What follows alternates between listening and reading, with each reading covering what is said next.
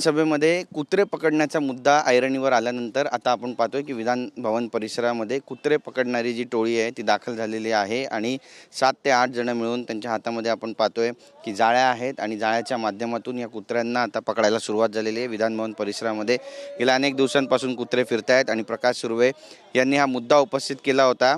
सुनील प्रभू यांनी देखील हा मुद्दा उपस्थित केला होता आणि त्यानंतर आपण आता पाहतोय की कुत्रे पकडणारी जी टोळी आहे ती सध्या विधान भवनामध्ये दाखल झालेली आहे आणि जे कुत्रे या ठिकाणी या परिसरामध्ये फिरताना दिसत आहेत त्या कुत्र्यांना आता जाळी लावून या ठिकाणी पकडण्याचं जे काम आहे ते सुरू झालेलं आपण पाहतोय। बघा कुत्रे या सगळ्यांना बघून कशा पद्धतीने या ठिकाणाहून धुवून ठोकतायत आणि त्यांच्या मागे हे सगळे जे इथले महानगरपालिकेचे कर्मचारी आहेत ते या ठिकाणी त्यांच्या मागे पळताना आपल्याला स्पष्टपणे पाहायला मिळतात। तर कुत्रे पकडण्यासाठी आता जी शोध मोहीम आहे ती सुद्धा सुरू झालेली आहे आणि बऱ्याच ठिकाणी त्यांनी जाळ्या लावलेल्या आहेत। ही सगळी दृश्य आपण पाहतोय कशा पद्धतीनं विधान भवन परिसरामध्ये सध्या कुत्र्याला पकडण्याचं जे काम आहे ते सध्या युद्ध पातळीवर सुरू आहे।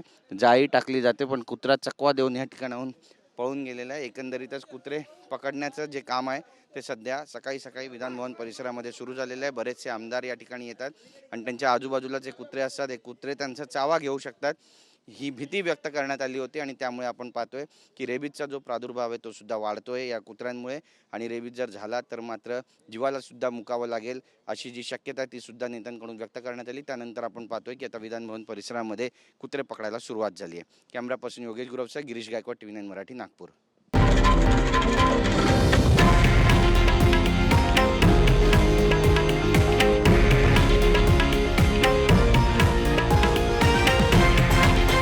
हे आहे देशातील नंबर 1 न्यूज नेटवर्क आणि आपण पाहत आहात TV9 मराठी, एकमेव।